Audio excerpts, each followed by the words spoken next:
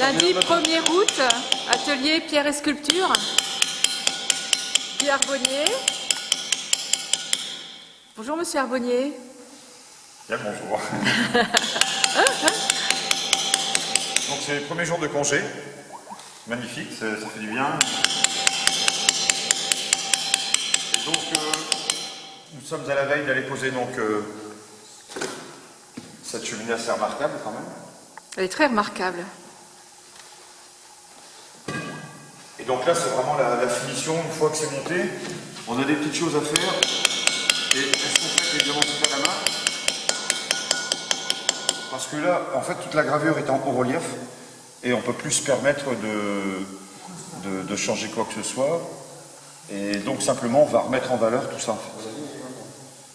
À travers pour enlever les coups d'outils qui ont servi à mettre en valeur la gravure. Donc du coup là, ben, voilà, c'est un peu, on est un peu, il faut y aller vraiment doucement.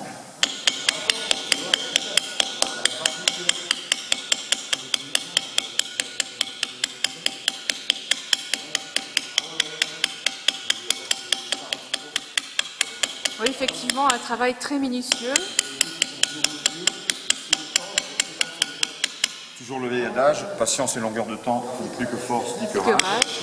La patience est une vertu, ne pas en avoir est un défaut. Tout à fait.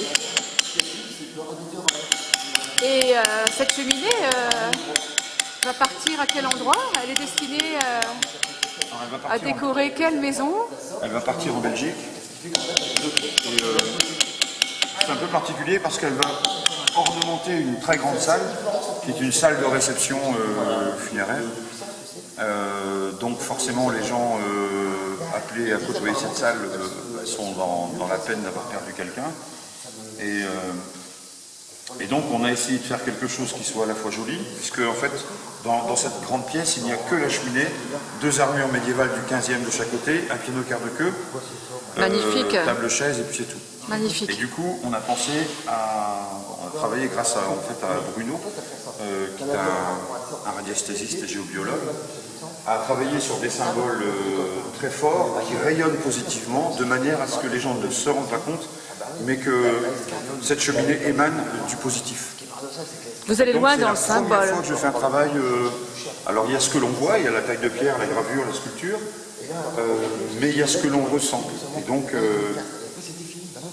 ce que l'on ressent, ben, ça ne s'explique pas. C'est le même phénomène que quand on arrive quelque part qu'on ne connaît pas et qu'on ne se sent pas bien, ou l'inverse, on se sent bien dans un endroit. Un petit peu pareil avec les êtres humains, tout est vibratoire dans le monde. Et ça a beau être de la matière qui semble être inerte, en réalité c'est un carrousel d'électrons et de protons qui vont à une vitesse extraordinaire.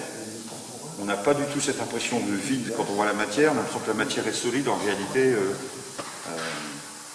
il y a plus de vide que de matière. C'est surprenant, mais c'est comme ça. Et en travaillant sur des symboles forts celtiques, puisque oui, à ma connaissance ce sont les symboles dont je connais en fait la signification. La signification et puis surtout le rayonnement positif. Mais alors il ne faut pas se tromper quand on cumule. Donc ici en fin de compte on se retrouve avec Yggdrasil, l'arbre de vie, le frêne d'Odin. Oui. C'est complètement évidé, on le voit bien. Et ici on a un haut relief sur lequel on a un cercle particulier dont la valeur est particulière, surmonté d'un haut relief où on retrouve en fait que le triskel, donc l'équilibre des trois éléments fondamentaux pour les celtes au sein du 4e, donc l'eau, le feu, la terre au sein de l'air. Et les Celtes pensaient qu'il fallait toujours absolument préserver l'équilibre entre les quatre éléments. Et puis ici, on a le serpent aussi d'Odin. Et cet ensemble cumulé, j'ai dû le vérifier sur du papier avant pour savoir si ça marchait bien. Et au fur et à mesure que je le faisais, je vérifiais si les vibrations positives émanaient, sortaient de la cheminée, etc. Du coup, la pièce devrait être complètement positive grâce à ça. Et en plus, elle va être renforcée par le radiesthésiste qui va nous... Enfin, on va faire une pierre qui va reprendre encore tout ça et qui va rehausser l'ensemble. C'est un travail magnifique. Rempli de symboles. Ouais, c'est vraiment la première fois que je travaille toute cette symbolique conjuguée.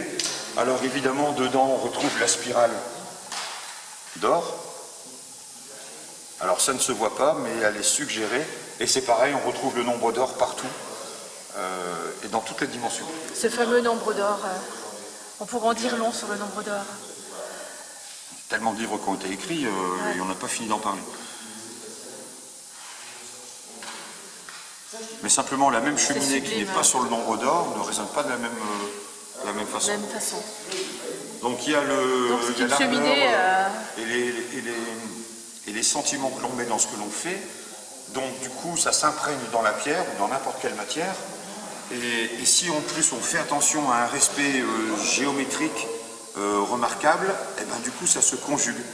Donc si ça résonne de cette façon, ça s'amplifie. Et donc ce phénomène d'amplification de vibrations positives, eh bien sort de la cheminée, émane de la cheminée et à son contact on sent bien. Voilà, ça c'était l'idée primordiale du départ. Une cheminée remplie d'énergie positive. Voilà.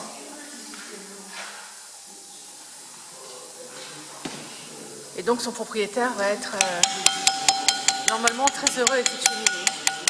Le futur propriétaire a suivi en fait toute l'évolution de la cheminée. J'ai fait toutes les photos évolutives et je lui ai envoyé au fur et à mesure. Parce qu'on est quand même assez loin de lui et du coup il ne pouvait pas venir. Il s'agit quand même d'une base de confiance. Elle va partir dans quelle région de la Belgique? Elle va se trouver à Boussu. Bon, c'est pas très loin de nous. Ouais.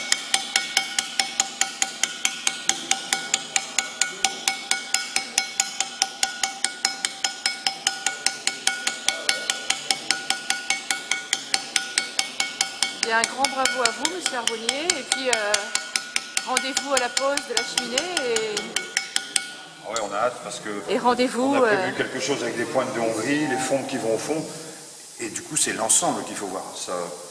Et le fait d'avoir que de la pierre bleue qui va être mise en valeur par la brique, en pointe de Hongrie, ça va être absolument super. Et rendez-vous pour la finition. À Voilà, très bientôt. on commence à partir de demain. À très bientôt. Merci. Merci aussi.